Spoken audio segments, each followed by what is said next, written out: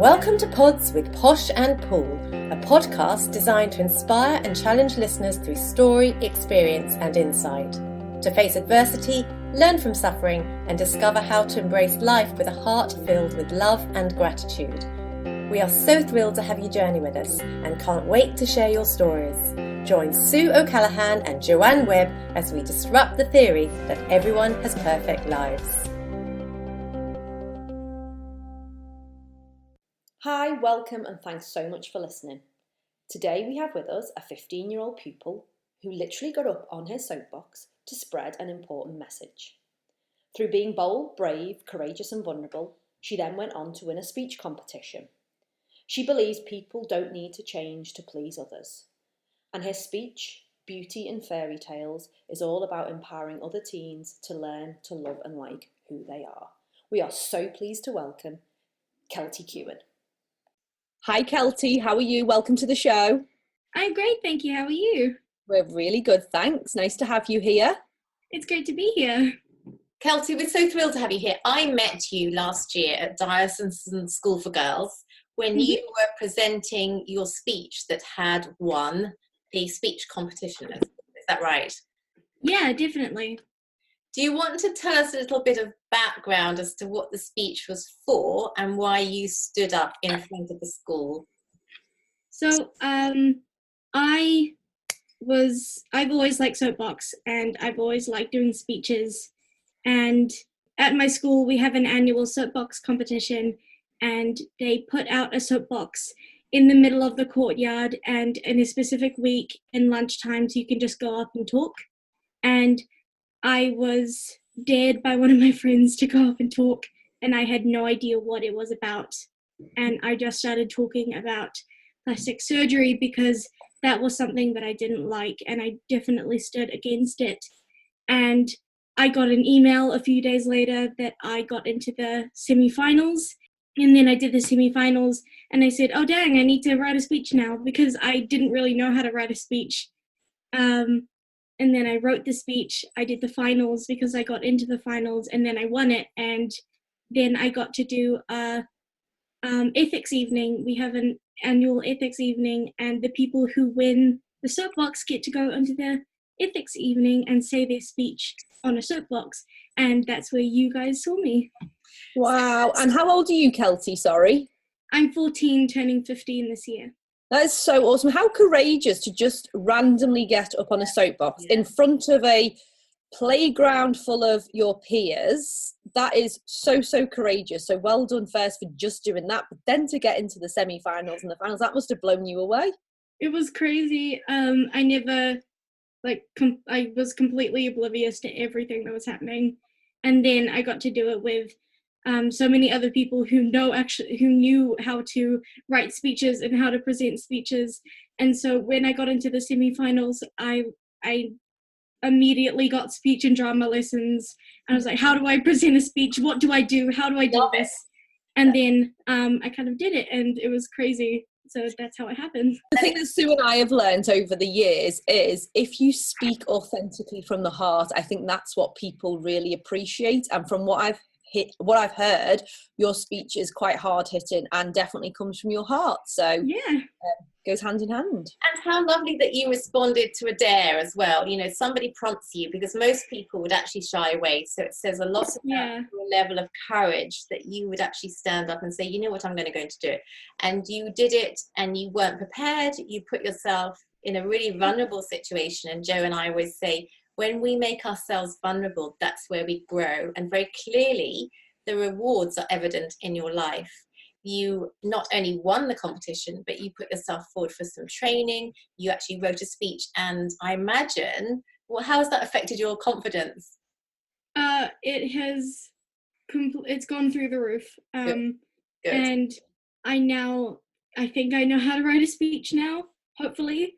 We've actually got speeches in school now, so let's hope that goes well. So we thought what we could do is, that obviously our audience has not heard your speech, they don't know what it's about, so we thought we'd start by asking you to read out your speech, and then we can go from there. Yeah, of course. You would just go ahead? Go ahead. All right. Mirror, mirror on the wall, who's the fairest of them all? Well, imagine expecting a mirror to tell us who we are, where we fit in, and who our friends should be. Can a mirror really give us a sense of who we are inside? Did you know 10,000 people every month Google, "Am I ugly?" Let's face it, judgment is everywhere. First impressions count, especially what you look like walking into a crowded place, outside, or even at work or school. On the one hand, this builds pride and value, but like Snow White, there's a darker side. This darker side is where it seems in order to be confident and friends or fit in, we must be on trend. We must be a chameleon and present as something we are not. We must have the latest gadgets, fashion, so much so that we as daughters will never be happy unless we have a new phone every 3 months. The pressure is so strong. We are told that at some point in our lives we are likely to look in the mirror and want to change. Perhaps our skin, our nose, our height, our weight, our teeth, or a scar. For some people, doing that is life-changing. Reconstructive surgery can allow disfigured people to breathe again, to hear again, to enjoy life. But on the other hand, Cinderella has a lot to answer for. She only got the prince when she was transformed by cosmetic intervention. With a wave of a magic wand like a surgeon's knife till the stroke of midnight in an instant, she was the envy of all the kingdom. So what's a girl to do? Where's the fairy godmother when you need her? I'll tell you. She or he is busy doing the 18.7 million cosmetic surgeries completed in America in 2018. Well, what could be wrong with a nip here, a tuck there?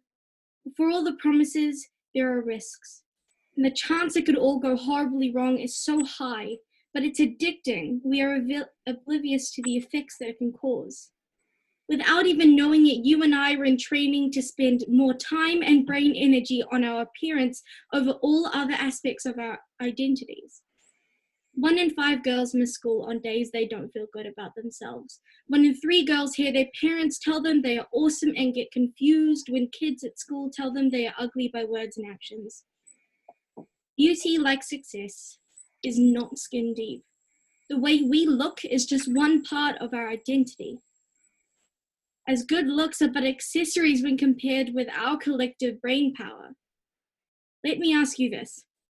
Does your inside match your outside? Does your outside match your in? Do the deeds and success you envision stay confined within your skin? Your thoughts and your life actions? Are they close or far apart? Is the way in which you live your life what you believe inside your heart? For once, let's change the script and write a new fairy tale. Mirror, mirror for all to see. I see a real girl. I see me. Oh, amazing. Congratulations. Do you know what? I feel as moved hearing it for the second time as I did the first time. And I think I had tears in my eyes the first time. It's such a powerful speech, isn't it, Jo? Absolutely. I'm so emotional. And not just from the words in the speech, but from your conviction and from how you feel. And for you to write those words is so amazing, so moving. And I just love it when people succeed as well, when they put themselves out there, as we just said, in vulnerability. It's so brave and well done you. You give yourself a pat on the back, and, you know, it has filled you with confidence, and rightly so. Rightly so. And it's such an amazing message. So we always say, Keltie, that transformation comes when people not only speak the walk, talk the talk, but can also walk the walk. And if you walk the walk and you write something as you've written, it comes from heart. And very clearly, what you've written comes from heart. And you've made yourself vulnerable. You're raising issues, and you've got a disruptive theory as well, that plastic surgery is not the solutions to our beauty. Our beauty comes from within. And what we do with life, does it match what we're saying and how we believe our lives should be led? Are we in authenticity, integrity? So that's what I love about it. It's really from heart. And I think the power of words then is so much stronger, isn't it, Jo? Because it's so authentic, it's so real, it's not fake. Jo and I always say we ourselves make ourselves raw, vulnerable and real. And we are not polished. We don't have the best equipment, or we don't have any equipment really, but we just love presenting as it is and speaking from heart. And you just hit the nail on the head completely. And to learn such a message, learn such a lesson at such a small, I just cannot speak to say, to learn such a lesson at such a young age. Yes, I got it out. It's so amazing because you're right. That thing, the outside and the inside, there's lots of people out there who don't really know themselves, and they're doing one thing, but they're not doing it for the right reasons. They're not doing it because it's what their heart and soul wants them to do. So for you to understand that what's on the outside needs to match what's on the inside, that's where we are in authenticity. And it's such a great thing to learn at such a young age, because it will take you far, my lady. It will take you so far. Good on you. And also, it's really hard to go against the grain, because obviously social media presents perfect images, polished faces, photoshopped everything. And so what is that like? You're in year 11 at school right now, is that right? I am. How do you face the social scene where you're going against what is accepted for your peer group? Was there a backlash to that? Did it raise questions to sort of make people come forward? What was the response? Definitely. There is many cliques in my school, and obviously there's the popular clique. There's people who, as I said in my speech, have to have the latest fashion and a phone every 3 months. And I'm not kidding. There are so many girls in my school who, whenever a new phone comes out, they have to have it. Mm-hmm. And I cannot imagine just the piles of phones that they have at home. And I always try to be really, really genuine with everything that I say. And in my speech, it's completely genuine. Everything that I've said is completely from the heart. And there are some people that thought that that was wrong. And I had a few people come up to me and say that I had no idea what I was talking about, and that I was only saying the things that I said because I had been bullied when I was younger. And I said that is completely untrue. Obviously, being different to everyone else is super, super hard. And when you're going into teenage years, you have to be completely perfect. Yeah. Otherwise, everyone will hate you. Yeah. And not only do you have to be perfect, but you have to fit a mold, don't you? You have to fit that expectation. Because when you're an adult, actually what life is looking for is those people that can stand out and be different. You sell yourself for being different. That's where the market is. That's where you can package yourself. But actually, as a child, you've got to go with the grain, and you can't be different. So for you to stand against that grain shows tremendous courage. How do you survive it, though? What skills have you got to get you through that? Because that's pretty tough. I'd say one of my skills is to, if anyone tries and back you into a corner, completely push back and do whatever makes you happy. I did the speech because I wanted to. I may have been dared to do it, but I wanted to since they started the Soapbox. But I was so scared to do it. And when I did it, I felt this overwhelming weight lifted off my shoulders. And if you can find a way to do what makes you happy, do it to all extents. If anyone tells you no, just say no back at them.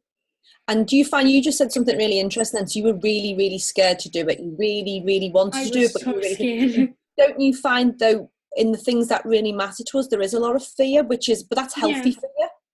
Yeah, 100%. Yeah, good for you. Good for you for overcoming that fear, because what lots of people really want, I think, is they really want something, they feel that fear, and then they pull back. And what's the worst thing that can happen? I mean, what would have been the worst thing that happened to you if you'd done your speech and it didn't go so well? What would have been the worst thing? Well, I would have been, the worst thing that really could have happened is I didn't get anywhere with it, but I would have kept going and kept talking to people and found a way to get my speech through and redo it the next year and just keep going. Great. So you would have stayed tenacious, you would have stayed on track, you would have stayed determined. So there was no lose situation there, really. There was only lessons, wasn't there? Yeah. Amazing. Amazing. I so love it.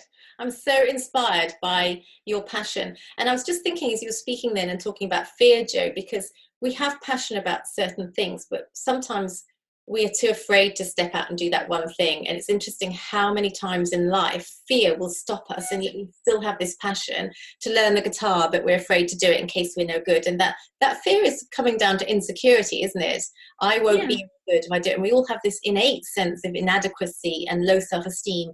But actually, when you believe in yourself, it often begins by speaking that you're going to believe in yourself when you actually don't.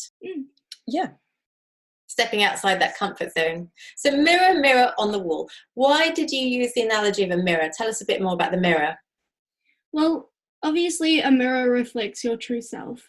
And I use the mirror, mirror on the wall is because it's from Snow White, and I found a way, and I was watching Snow White when I first wrote this speech, and the evil queen, I believe it's the evil queen, I'm not sure, but the evil queen looks in the mirror and asks who's the fairest of them all. And when you're a teen, obviously you have to be the fairest of them all. You have to look the best. You have to be the best. And I go on to say, imagine expecting a mirror to tell us who we are. The mirror is an analogy for society, I'd say, telling us exactly who we should be and where we fit in. Yeah. And what advice would you give to teenagers that are struggling when they do look in that mirror? I'd say, to be completely metaphoric, break the mirror. And if society tells you to conform, as long as you don't get into any trouble, or if you don't hurt yourself, then completely break the rules and do whatever you need to really feel like you're coming into your own. That's what I'd say. Love it. So nice. So can you tell us, Keltie, a positive feedback you got from the school or people around you? What was the most inspirational thing that you heard as a result of telling your speech? Well, I have always, I'm usually a bit of an extrovert, and I'm usually really excited about things, but I'm always scared when you get to like the principal and the vice principal and that type of thing. And when I came back, I got to say my speech in front of the entire school in full school assembly, and that was probably the most nerve-wracking thing that I've ever done before. And before I went on to the stage, my principal, Miss Heather McRae, she said to the two people that won the senior and the junior Soapbox, your speeches are the most amazing speeches that I've ever heard.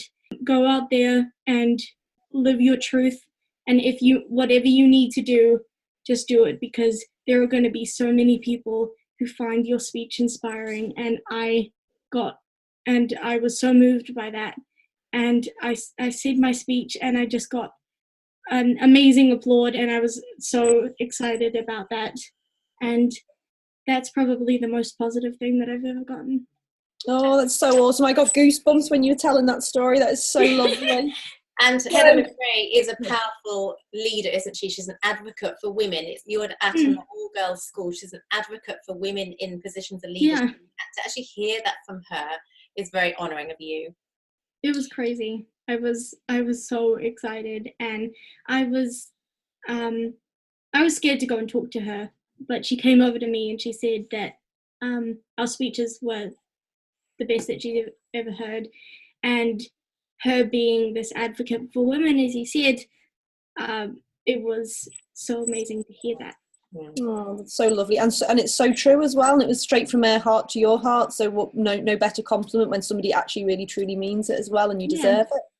So where to from here now, Keltie? What are your next plans? Any more speeches to write, or changing the world in any other way? I think I do have another speech coming. I've just done Soapbox, and I sent in a video for Soapbox because the school shut down in the week that the seniors were doing it. I got into the semi-finals, so I'm going with that. And I guess stay tuned for the next speech. So, are we allowed to know what your theme is on this one? Can you just give us a little? I think so. It is still a work in progress, but it is about perfection. We like it, because we're always saying perfection doesn't exist. So there you go. Or maybe it does, but maybe it just needs to be reworded in the dictionary. Yeah. Oh, well, we can't wait to hear your next speech then. I've got a question for you, Keltie. Lots of people are very afraid of public speaking. They're afraid of standing up in front of a crowd. Jo and I trained in public speaking, and we both said that actually it was the most terrifying thing that we've been through. It was frightening to stand up because people are watching you and judging you, aren't they? Judgment was a word that came out of your speech that really struck me. We judge straight away. And I have to say that the minute somebody's on stage and I'm watching them, I'm judging what they look like, how they're presenting themselves, what their hair is like, what they're wearing. We instantly judge. Which can be a good thing. We have to judge because it comes back to safety. I've met a person, do I feel safe with them? Do I need to run away? So judgment is natural, but it can extend into critical judgment. But for people that are listening, saying, I actually am too frightened to stand up on stage. I would get stage nerves, stage fright. I fumble on my words and I can't get beyond that place of terror and fear. Then it's interesting to also hear the big speakers, the Brené Browns of the world, also say when they go up on stage, they get stage fright. They're always nervous. Were you nervous when you did it, or did you? I was so nervous. All the other girls that were doing it, they already had training. They did. I love doing theatre. I sing and I act, and I was quite nervous, but I also have done lots of other competitions with singing and acting, and I was not that nervous because I've been used to it and I know how it's happened, but I've never done a soapbox. I've never gotten up on a soapbox and just talked about an ethical issue, which I think, because I was really scared to share my opinion because I didn't know what other people would think, because that's always a scary part. If you're speaking your opinion, there might be someone who thinks, oh no, but I think this. I think the opposite of this. And they won't like that. And I just really wanted to say what my own thing was. So I was really, really nervous about what I would say, but I wasn't nervous about the fact that there were, I believe, 1,600 people sitting in front of me. So that's huge. It was crazy. And so do you think you're nervous? Oh, sorry, I was going to say, do you think you will be less nervous with your next speech? I do think so. 100%. And you come on a podcast today. Can I ask you, were you nervous to come on a podcast? I've never been on a podcast, so obviously it's quite nerve-wracking to go on a new thing. So yes, I'd say. Congratulations. Definitely quite scared for that. Well, you've nailed it. You did amazing. You've done amazing. You're doing amazing. Absolutely nailed it. Now, one last thing, if you'd like to say to our listeners, what message would you put out there to our listeners who are hearing that you spoke, won the Soapbox, and obviously have come on the podcast for the first time? What would you say to listeners who maybe would like to do something similar, would like to step out of their comfort zone in another area of their life and take on the challenge? If you want to do Soapbox, I highly recommend it. It is so much fun and you get to meet so many new people. If whatever passion that you have, if it's writing, if it's art, if it's anything that can put you outside of the box, if you ever feel like you're being stuffed into a corner, try and find a way to break out of that. Yeah. Love it. Lovely. Perfect. Keltie. Well, Keltie, from Sue and I, we would just like to say huge congratulations, well-deserved win, and your speech was beautiful. You write beautifully, you speak beautifully, and your messages, your principle was absolutely correct. The message does need to be out there, and it will help and inspire a lot of people. So thank you so much for coming on the podcast today. Thank you. And we cannot wait to hear your next speech. Great. I'm really, really excited. To all our listeners, that was Keltie-Kewan from Diocesan School for Girls. Thanks so much for being with us today. For us to inspire others to live their magnificently imperfect life, please subscribe and leave us a 5-star review on iTunes or on your podcast app. You can also follow us on Instagram and Facebook at Pods with Posh and Pool. We can't wait for you to join us on our next episode. Love, light and peace.